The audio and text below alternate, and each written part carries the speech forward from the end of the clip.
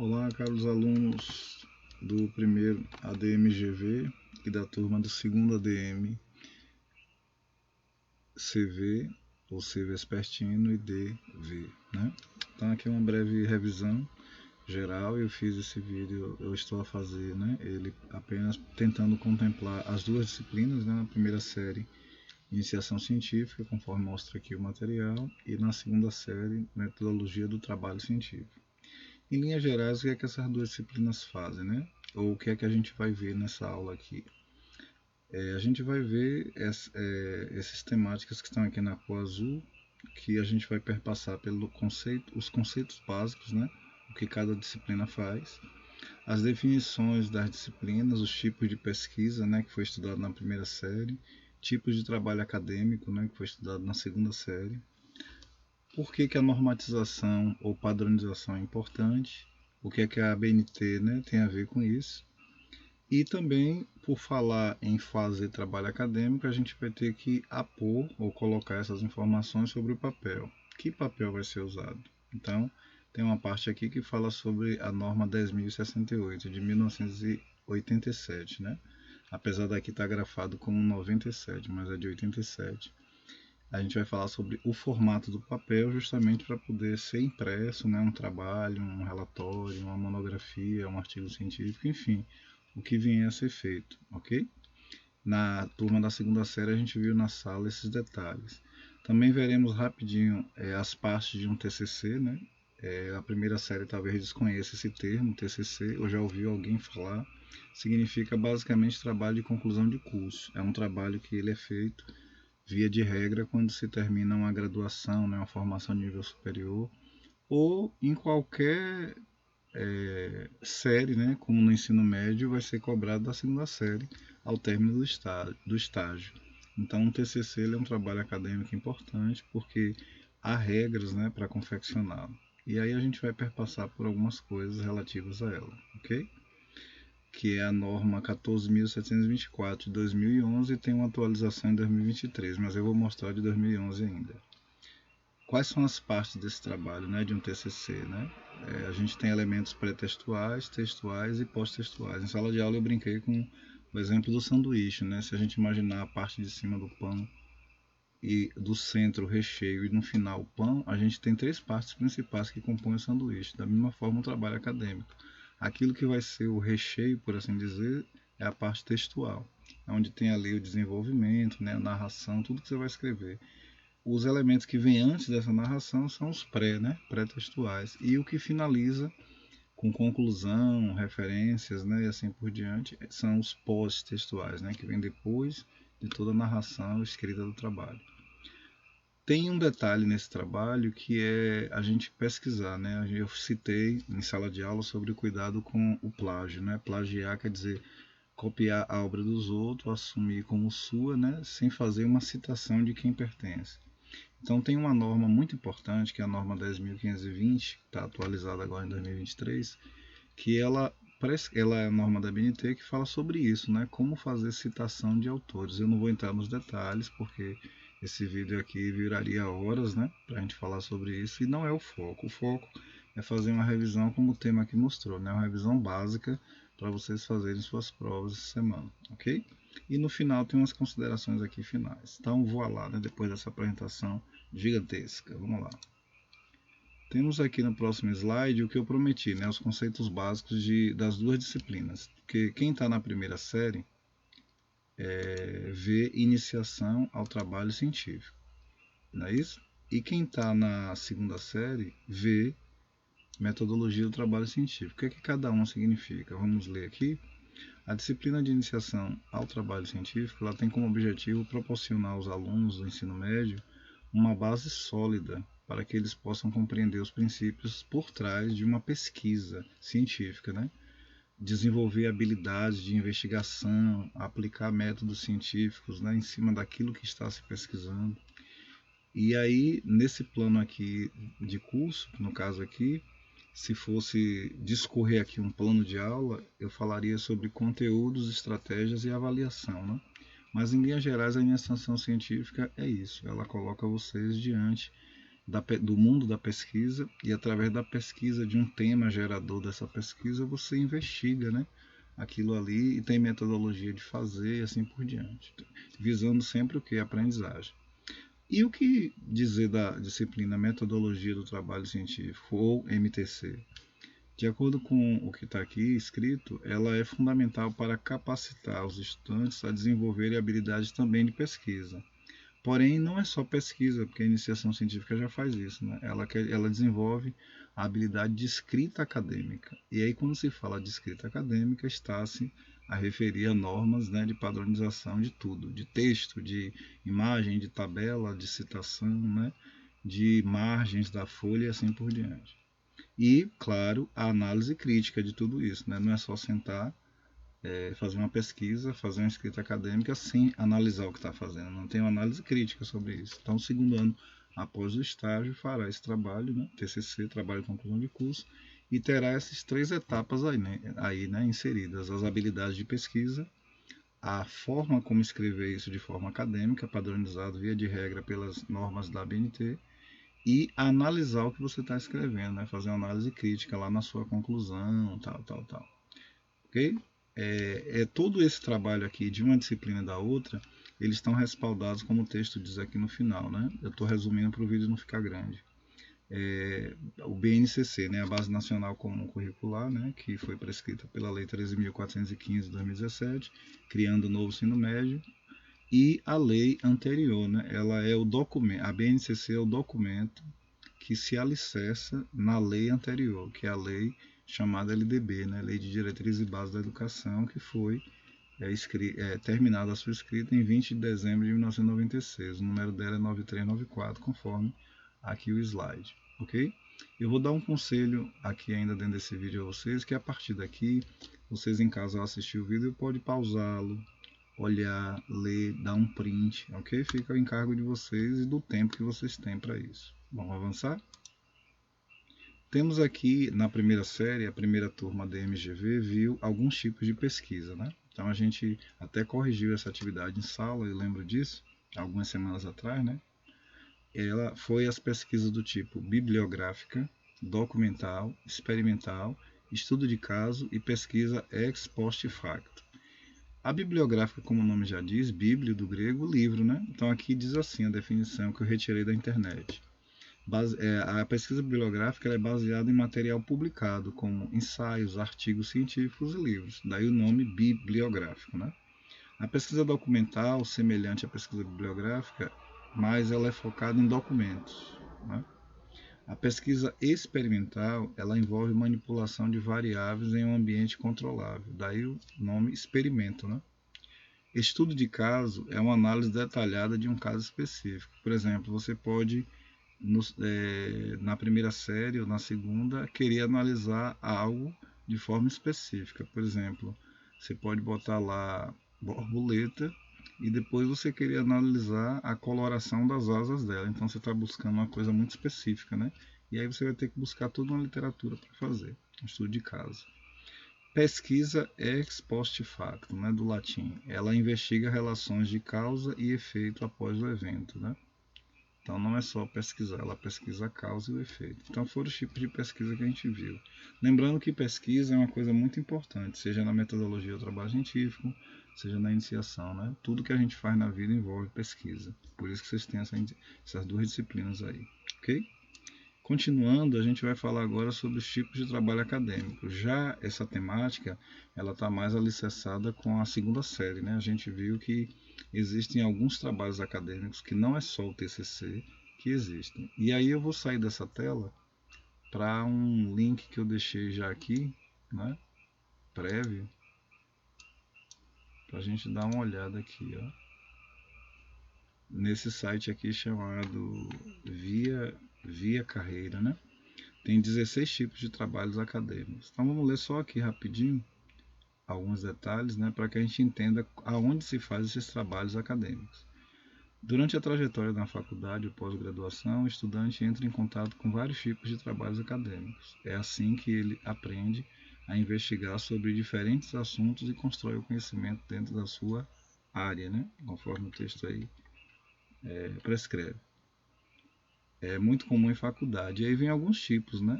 Por exemplo, resumo que vocês pesquisaram, né? Tem a norma da BNT citada aí, eu não vou ler o texto todo, senão o vídeo vai ficar muito grande, eu tenho muito mais coisa para falar. Mas é um tipo de trabalho, o resumo, né? E tem uma norma aí, que é a 628, que prescreve como fazer, né? Aqui diz assim, é uma apresentação, ó, concisa dos pontos relevantes de um documento. E aí tem mais detalhes aqui, depois vocês pegam o link que está aí no vídeo e ampliam esse conhecimento, ok? Temos o fichamento, que é um material elaborado após a leitura de livros, né? Você quer fazer uma síntese, né? Para depois relembrar aquilo que você estudou. Tem esse documento chamado fichamento, muito comum em aulas, né? Após a leitura de vários livros. Tem a resenha e tem a resenha crítica, né? Ok? Tem a resenha e aqui embaixo a resenha crítica. Às vezes é pedido também um relatório, né? O importante é um projeto integrado multidisciplinar, né? Como o nome já diz, ele é multidisciplinar, então você tem um foco em várias disciplinas, né? É um projeto integrador e aqui diz que ele tem o propósito de interdisciplinaridade, né, no ensino superior, que às vezes no ensino fundamental a gente pega uma grade curricular, que são as disciplinas, né, que você tem divididas por cada dia. No nosso caso lá a gente se vê dia de segunda, né, nesse quarto horário, após as mudanças. Então você chega lá, sabe que X horário eu vou entrar na sua sala, X horário outro colega vai entrar, não é assim? Mas se você observar o conhecimento de todas as disciplinas, elas não são elas não, cada uma delas não é melhor que a outra, né?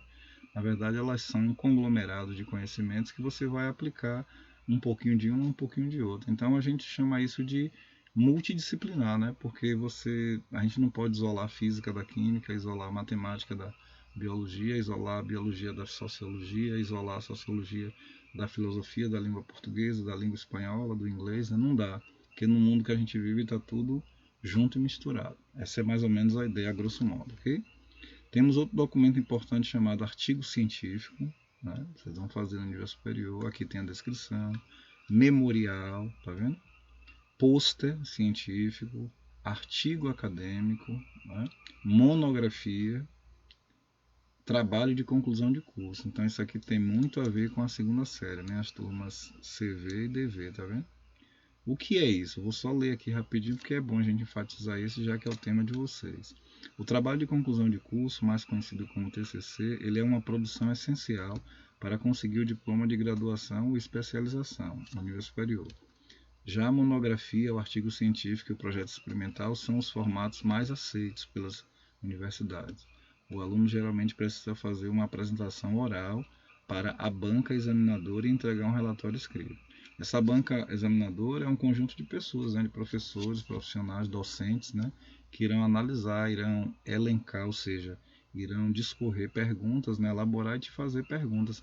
Não é só entregar um trabalho impresso bonitinho, não. Pelo contrário, você vai fazer até uso também do PowerPoint, né, ou de qualquer aplicativo que você possa fazer slide. Hoje em dia, com as inteligências artificiais como Gama, né, Tome e outras, você faz isso rapidinho. Mas via de regra, usa-se o PowerPoint na maioria dos casos.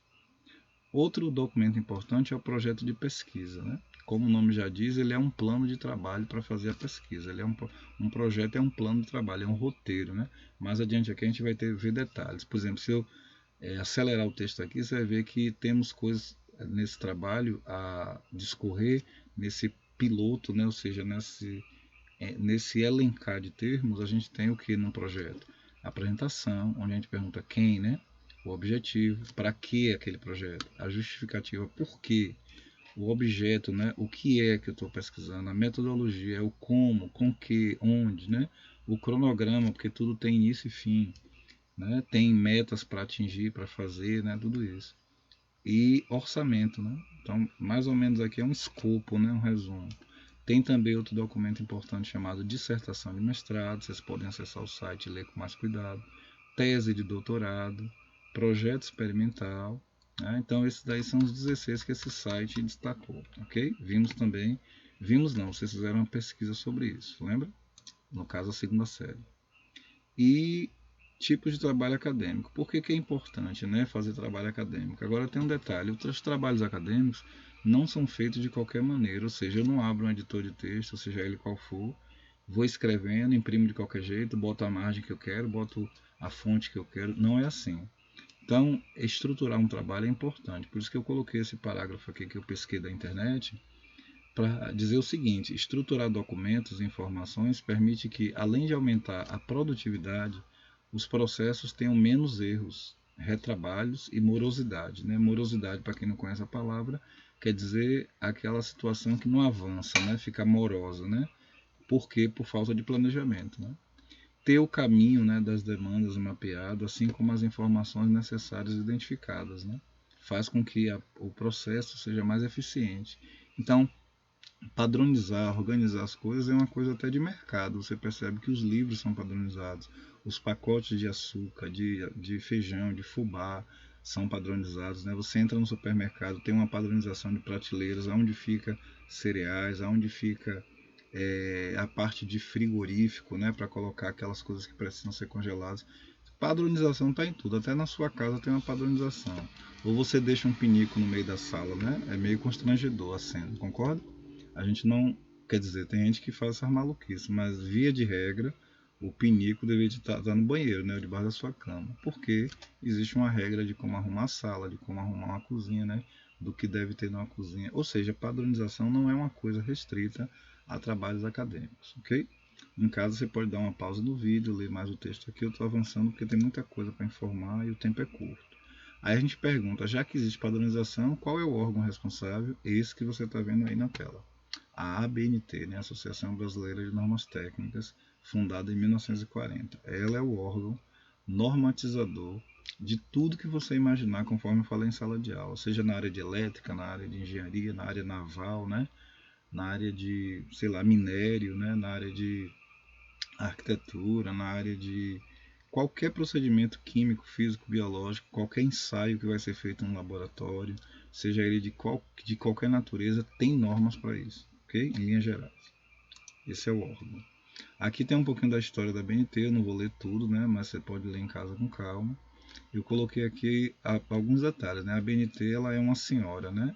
De 84 anos, né? Ela foi fundada em 1940 e o principal objetivo dela é promover justamente essa padronização técnica no Brasil, contribuindo para o desenvolvimento industrial, científico e tecnológico do país. Aqui eu não vou ler, mas ela teve uma origem primeiro numa associação chamada Associação Brasileira de Engenheiros, né? A ABE, criada em 1939. Aí avança para a ABNT, né? A Associação Brasileira de Normas Técnicas. E aqui tem um pouquinho da história dela, pegando a década de 40 até a década de 90. Em caso você ler com calma, dá um pause, dá um print, porque eu não vou ter tempo aqui suficiente. Tem coisas à frente para ler. Por falar de norma e padronização e trabalho acadêmico, a gente vai fazer esse trabalho aonde? Via de regra no equipamento eletrônico, né? Mas depois que você vai entregar aquela bancada ou a seu professor, sua professora que vai analisar o seu trabalho, você vai entregar impresso, não é isso? Depois que for revisado, tudo, né? Vai, depois que revisou tudo bonitinho, que seguiu a norma 14.724, ele vai ser impresso. Qual é o tamanho do papel? Você sabe que os tamanhos de papéis variam, né? Basta você lembrar o tamanho de revistas, o tamanho de pôsteres, o tamanho de banners, né? Que não é necessariamente papel utilizado, mas esses formatos eles variam no tamanho, concorda comigo? Via de regra, qual é o formato que a BNT prescreve para impressão de trabalhos acadêmicos? Esse que você está vendo aí na tela, que eu vou usar aqui uma ferramenta para te mostrar, ó, que a gente falou em sala, tá vendo? O A4. Aqui você tem uma foto, né, eu escaneei a capa de um papel Chamex que a gente compra. Note que aqui é um papel reciclado, nesse caso. Ele é grafado como 75. O que é que esse 75 quer dizer? Jogo do bicho? Compra de Bitcoin? Não. É a gramatura. Lembra que na sala de aula eu pedi que vocês segurassem uma folha de gramatura 75 gramas por metro quadrado e uma folha de 90 gramas, né? Justamente, você percebeu que a de 90 ela é mais espessa. Então, qualquer papel que você compra que esse número for subindo, ele vai ser mais espesso. Isso é muito comum na área de artes, na área de desenho, né? O pessoal que lida com tinta guache, tinta óleo, às vezes precisa de um papel mais grosso, principalmente se trabalha com tinta guache, que é a base de água. Então, tá aqui a gramatura. A gramatura é uma grandeza que ela é aferida por grama, ou grama, né, que é massa, o peso, a massa, né, no masculino, ou grama dividido por metro quadrado. Então esse é o papel mais comum que você encontra de várias marcas, né, Chamex, HP, né, e tantas marcas aí. Então quando você olha para uma escrita dessa, você precisa saber que isso aqui é normatizado pela BNT. Já esse tamanho da folha, que prescreve aqui 210 milímetros de largura, né, daqui, né, até aqui, né, por 297 de comprimento, ou seja, daqui até aqui, ou de altura no caso, é o formato que nasce de uma norma. A norma está aqui em cima destacada, 10.068 de 1987. Está escrito aí 1997, mas é de 87, ok? Conforme eu falei antes no vídeo. Aqui está corrigido no texto, né? O que é que essa norma descreve? As dimensões da folha de papel, chamada pela Associação Brasileira de Normas Técnicas de série A. Via de regra, tem uma outra norma que se liga à arquitetura. Na sala eu falei disso, né? Mas aqui eu não cobrei porque não tem a ver com nossa disciplina. Em arquitetura, tem uma norma, uma NBR, número 6492, né? De anos atrás, atualizada agora em 2021. Essa norma já é mais focada para arquitetura, mas ela também se respalda nessa daqui, 10.068, porque todas as duas trabalham com o mesmo papel, a mesma série A. Então, quando você imprimir o seu TCC, o seu artigo, sua monografia, o que for, será num papel, não necessariamente de gramatura 75, que é um tipo de gramatura. Daqui a pouco você vai ver a de 90, que eu também coloquei aqui a foto. Mas o formato do papel é padrão, entendeu? Então tá aqui, ó. A gente viu isso em sala, lembra? A gente viu isso aqui em sala, né? Ó, o formato do papel A0, A1, A2, A3, A4. Lembrando que o menor formato aqui pela norma, para esse caso, é o A4. Mas se você dividir ao meio, você vai encontrar o A5, o A6 e aí por adiante. Assim como se você pegar o A0 e dobrar a última medida aqui, 841 vezes 2, encontrando 1.682, você vai achar o 2 a 0, né? Mas via de regra, a ABNT na norma fala do A0, do A4 ao A0, ok? Em sala de aula a gente falou disso, lembra?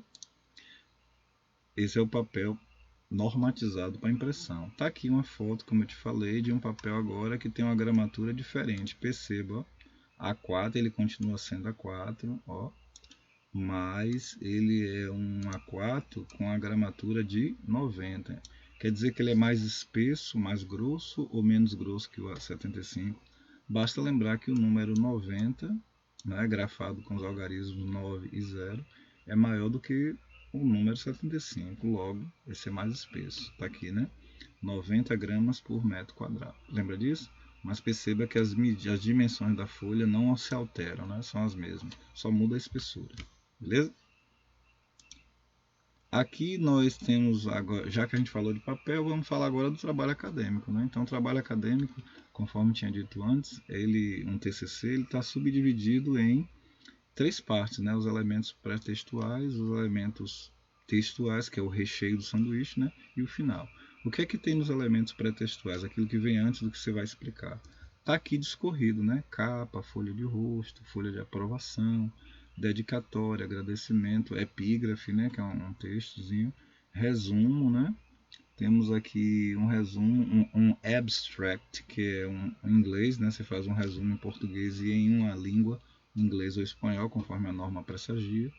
Lista de figura, lista de tabelas, né? Lista de abreviaturas e siglas, lista de símbolos e sumário. Lembrando que o que está em vermelho provavelmente é aquilo que é obrigatório, né? O restante fica por conta da faculdade, né?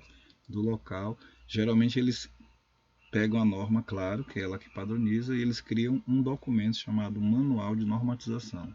E aí esse manual muitas vezes é distribuído por alguém da área, né, de metodologia, é entregue aos alunos para na hora que você compor seu trabalho você saber quanto vai deixar de margem, o que vai fazer, o que não, ok?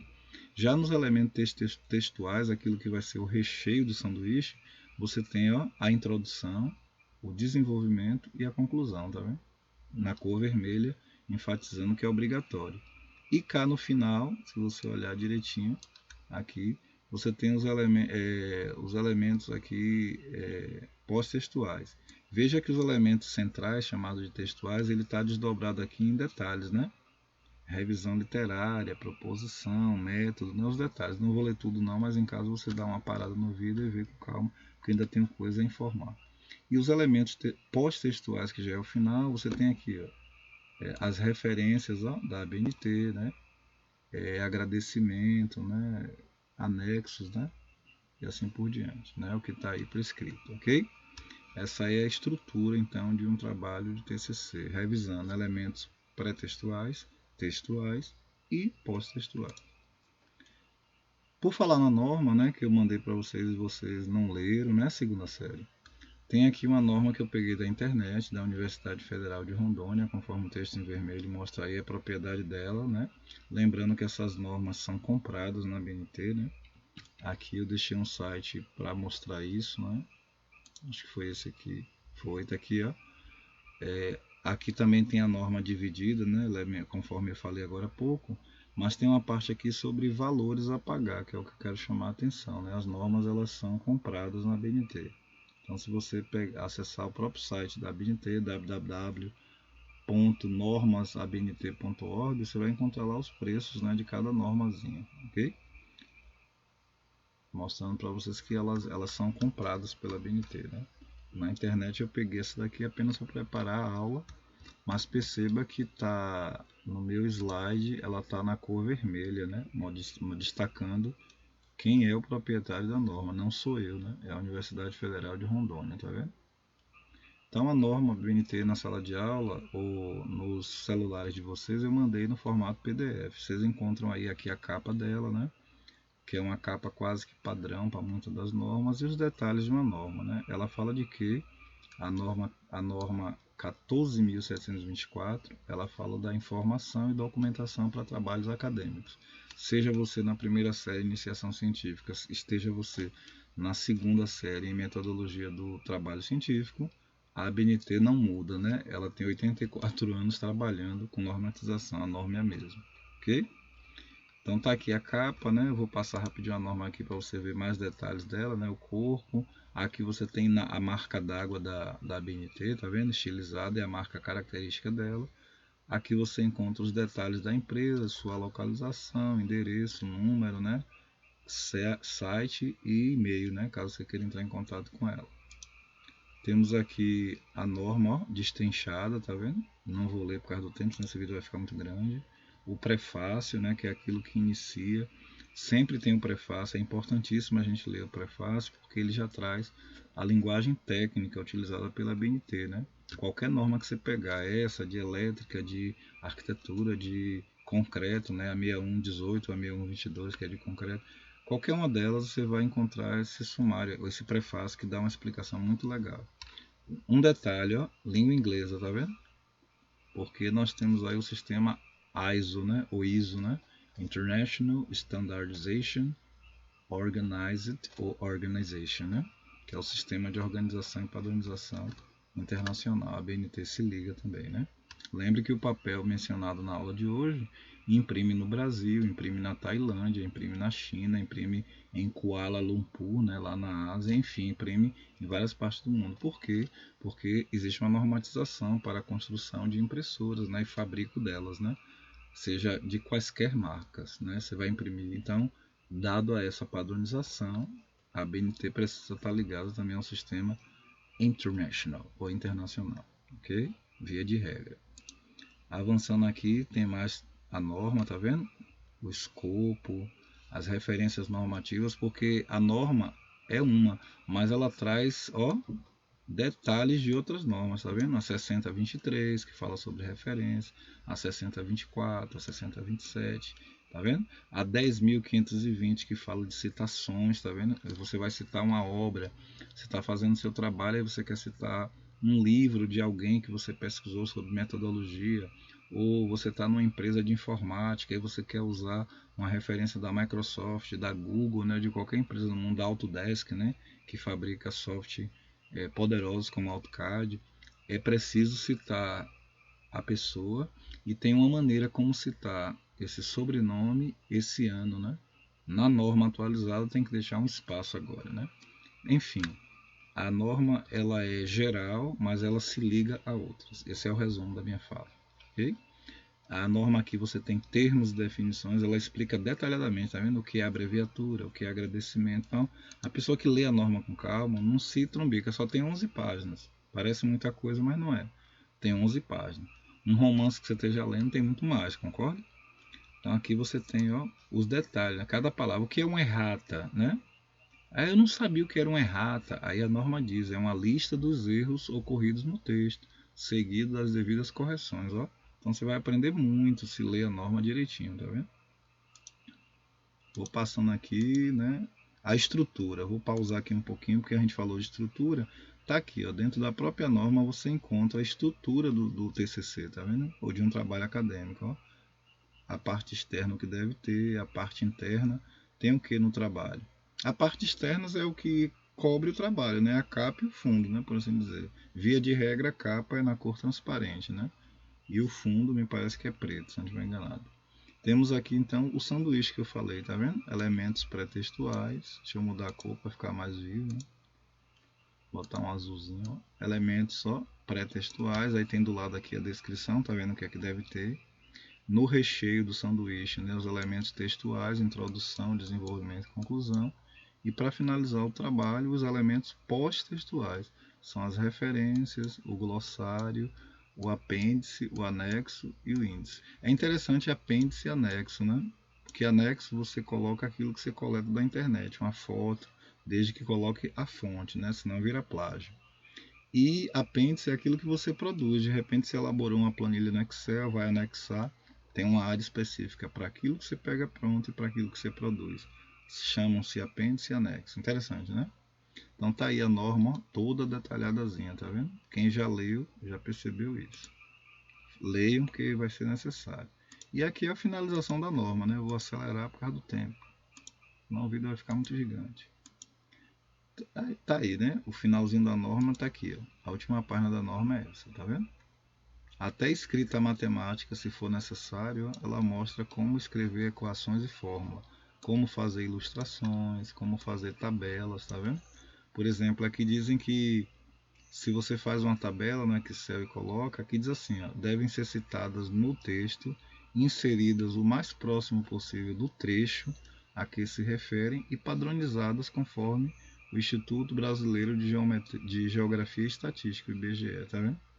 Porque não tem lógica você estar falando em um texto, vamos supor, sobre população baiana na página 1 e colocar a tabela na página 50. Quem é que vai entender isso? Concorda comigo? É melhor botar o mais próximo, né, a tabela o mais próximo possível do texto, para que a pessoa possa estar entendendo. É o que acontece em livros de geografia, livros de estatística, você vai perceber que tem um texto e às vezes tem uma tabelinha do lado, né, para calcular a frequência relativa, a frequência absoluta, ou uma tabelinha para calcular a média aritmética, a média ponderada, a média geométrica, né, a média harmônica, ou então um desvio padrão, né? Então essas continhas geralmente, se for feita uma tabela, está próxima do texto, para poder a pessoa que está lendo o texto entender, né, fazer uma associação. A prova do Enem faz o mesmo, perceba, viu? E agora, para finalizar o nosso vídeo, quais são as etapas de um projeto? Voltando agora à primeira série, né? Quando a gente vai fazer um projeto, a gente faz uma pesquisa, não é isso? Na sala de aula eu dei a seguinte coordenação, que vocês escolhessem, formassem 5 grupos, lembra? O primeiro ADMGV, formassem 5 grupos, né? 7 pessoas mais ou menos cada um, escolhessem um tema para que a gente pudesse desenvolver essa pesquisa e depois da pesquisa feita, faz-se o que com ela? Embola o papel, as pesquisas joga fora? Não, faz-se um projeto. Então, quais são as etapas do projeto? Primeiro, né, escolha do tema, falamos, né? Aí vem aqui, ó, o passo a passo do projeto. Formulação do problema de pesquisa, definição dos objetivos, né? Objetivo geral, objetivo específico, justificativa para o estudo do que está sendo, né, analisado, revisão bibliográfica, metodologia de pesquisa, cronograma, recursos necessários, que são tudo que você precisa para fazer um trabalho, um projeto, e referências bibliográficas. Corrigindo aqui, né? Não só bibliográfica, né? Referências de modo geral, porque tem de internet também, né? Agora, na hora de apresentar a pesquisa, o trabalho, qual é o padrão geralmente utilizado? Pelo menos 3. né? A monografia, que é o famoso TCC, né? Trabalho de conclusão de curso. Lembrando que o termo mono quer dizer um, né? Logo, é a pessoa que desenvolve, né? Não é feito em grupo, não é feito via de regra individual, né? Daí o nome, né? Monografia. E essa monografia é mais conhecida na boca do povo como TCC, né? Ou Trabalho de Conclusão da Pesquisa, né?